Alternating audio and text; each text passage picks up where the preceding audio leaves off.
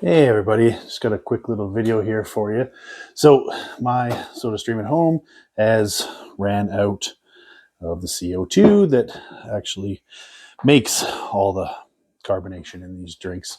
So we're just going to change that out, and I'll show you quickly how to do that. So here's your machine. So on this one in particular, I know there's a couple different ones out there, but this one, you just pull that back right off.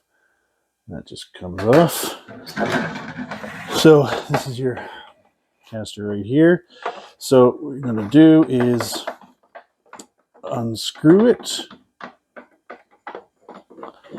and it actually comes out the bottom of the machine.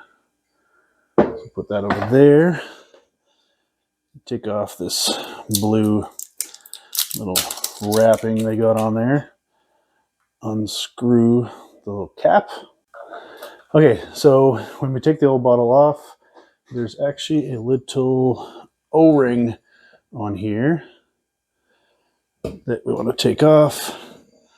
It's actually supposed to stay up in there, but I can try putting it on here and sticking this back up there.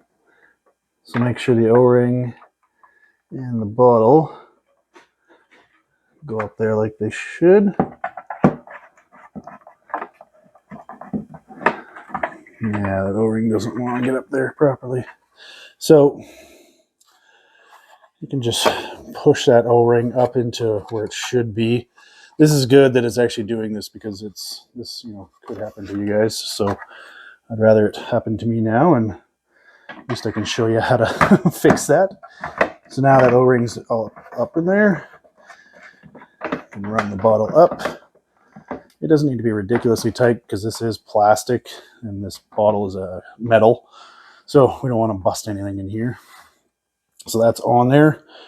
Now we can put this case back on. It just clicks on, and we're ready to go. Thanks for watching, everybody.